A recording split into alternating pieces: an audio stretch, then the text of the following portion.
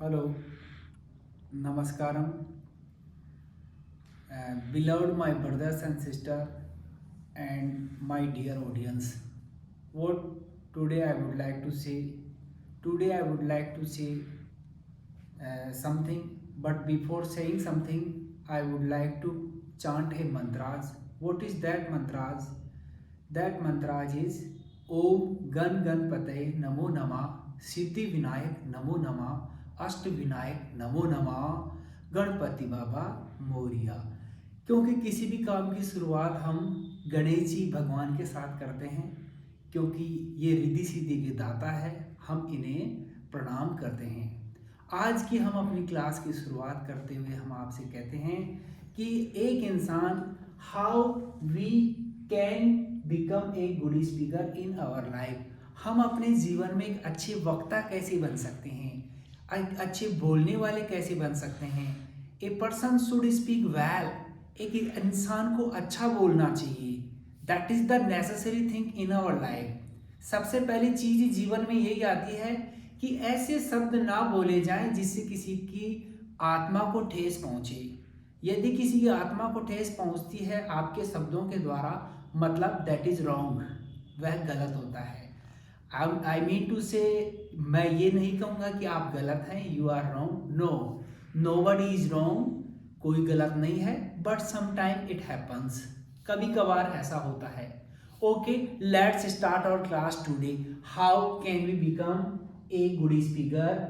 If you want to be a good speaker, यदि आप एक अच्छे वक्ता बनना चाहते हैं, वक्ता मतलब होता है जो बोलता है, बोलने वाला। एक स्पीकर होता है और एक लिसनर होता है। स्पीकर जो होता है वो बोलने वाला होता है, और लिसनर जो है सुनने वाला होता है, मतलब श्रोता होता है। Then you should follow these things. तो आपको इन चीज़ों का अनुसरण करना चाहिए। मैंने आपको एक बात कही, सबसे पहले आपके दिमाग में एक बात आ रही होगी, गुड स्पीकर क्या होता है? गुड स्पीकर का मतलब होता है अच्छा बोलने वाला। सबसे पहले आप अपने परिवार में अच्छे बोलने वाले बने, फिर दुनिया में यानी राज्य में, देश में बोलने वाले अच्छे बने। बोलना एक अच्छी बात है। Speaking is like a silver and listening is like a gold. बोलना सोना है तो सुनना सोने के समान है। That is the most important thing. तो मैं इस बात से आपको आगे जोड़ते हुए बताता हूं कि ऐसे शब्द ना बोले जाएं जिससे किसी के दिल में ठेस पहुंचे। ऐसी वाणी बोलिए मन का आपा होए, ओरन को शीतल करे आपो शीतल होए। इसलिए किसी की अंतरात्मा को ठेस ना पहुंचाए। आओ हम आगे बढ़ते हैं और बात करते हैं कि अपने शब्दों के अंदर अपने पैराग्राफ कह दो, बुक कह दो, या अपनी आवाज कह दो, या अपनी भाषा कहो, उसके अंदर यदि आप अच्छाई लाना चाहते हैं, एक अच्छे वक्ता बनना चाहते हैं, तो सबसे पहले चीज है एक्यूरेसी। एक्यूरेसी मतलब होता है शुद्धता। शब्दों के अंदर शुद्धता होनी चाहिए।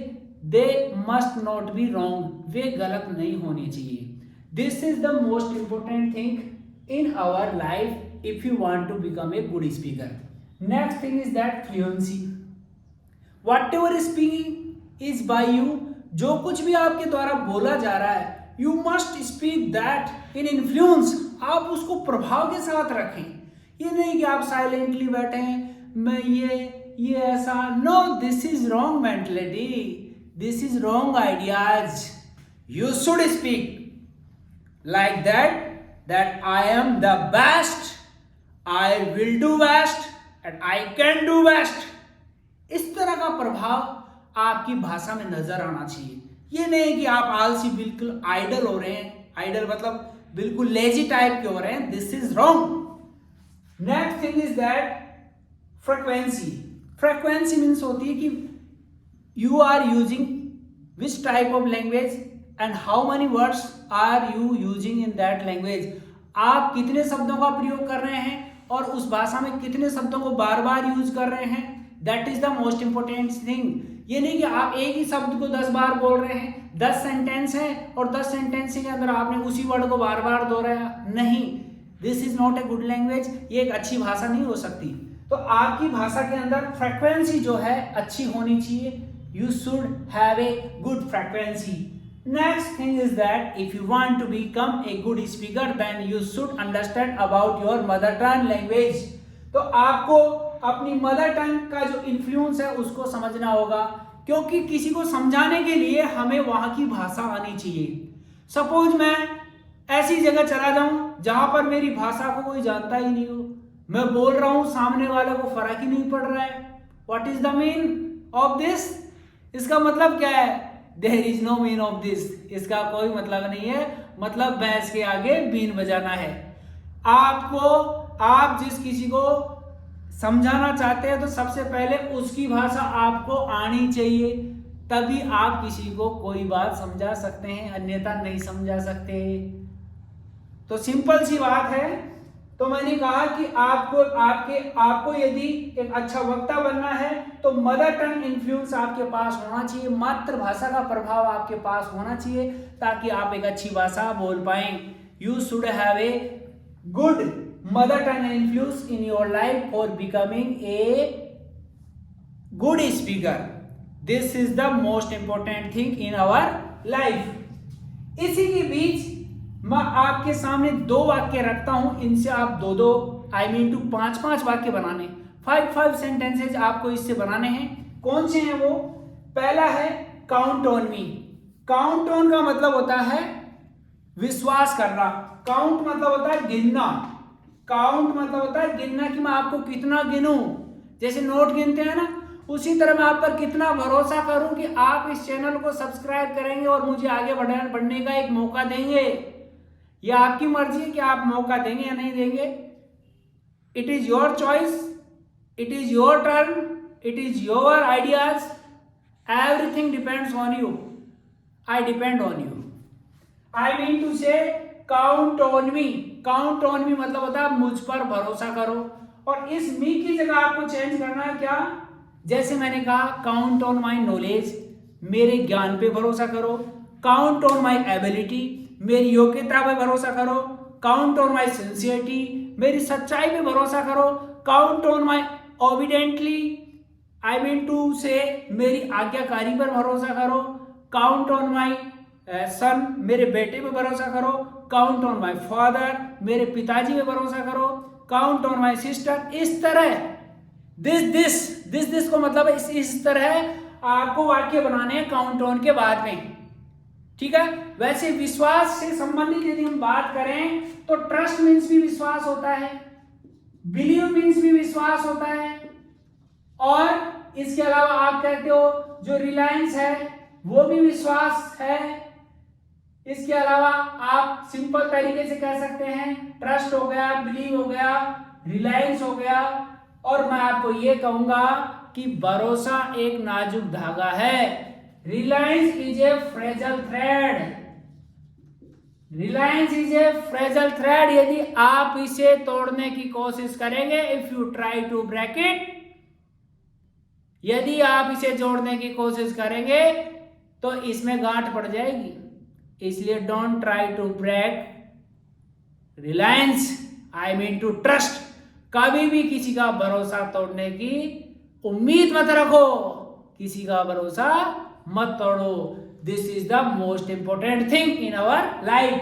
आपको इससे 5 वाक्य बनाने हैं, और अकॉर्डिंग टू मी, जैसे जैसे as I am telling you, you should make the sentences and come with me. आप वाक्य बनाते रहें और मेरे साथ आते रहे. और इसी के साथ हम आगे बढ़ते हैं. आपने वाक्य बना लिए जैसे count on my knowledge, count on my ability, count on my sincerity, count on my father, count on my uncle, count on my aunty, count on my sincerity, count on my any kind of thing, let it be anything. चाहे कुछ भी हो आप उसके अंदर add कर सकते हैं. जैसे काउंट ऑन माई चाइल्ड, मेरे बच्चे पर भरोसा कर लो. अरे बहुत अच्छा है, मुस्कुराता है, देखो कितनी अच्छे ढंग से मुस्कुरा रहा है. थोड़ा सा आप भी तो मुस्कुरा दो. आगे हम बात करें फॉरगिव मी. दूसरा और वाक्य दे रहा हूं आपको मैं, फॉरगिव. फॉरगिव मींस होता है माफ करना. फॉरगिव नहीं है ये, फॉरगिव. Forgive me. कुछ अंग्रेजी को इस तरह बोला जाता है जैसे टै के आगे ठैसा लगाकर. जैसे हम तो बोलते हैं, आप लोग बोलते होंगे टैग टी, लेकिन जो अंग्रेज लोग बोलते हैं ना, ठैग T. come in class, this type, but I will teach you everything one by one. सब कुछ मैं आपको सिखा दूंगा, but it will take time. थोड़ा समय लगेगा, धैर्य रखें, थोड़ा सा मुझ पर भरोसा करें. सबसे पहले काउंट ऑन मी. तुम पर भरोसा करने से पहले, मेरे पे भरोसा करने से पहले आप अपने ऊपर भरोसा करें. Before counting on me, then just count on yourself. सबसे पहले अपने ऊपर भरोसा करें, then you can become a great speaker in your life. यदि जिस दिन आपको अपने ऊपर भरोसा हो गया कि हाँ मैं एक अच्छा वक्ता बन सकता हूं, yes I can become a good speaker, उस दिन से समझ लेना आप एक अच्छे वक्ता बन गए.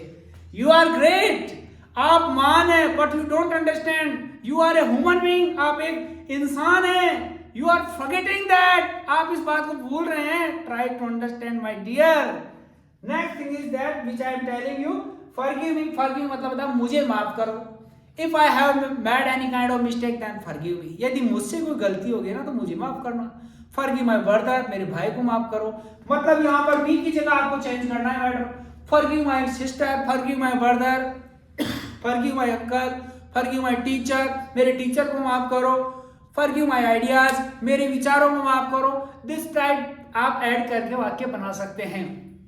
एट लास्ट इस शॉर्ट वीडियो बनाकर मैं आपको इस बात को खत्म करना चाहूंगा कि जीवन में हमेशा कुछ ना कुछ ज्ञान प्राप्त करते रहें. जय हिंद, जय भारत.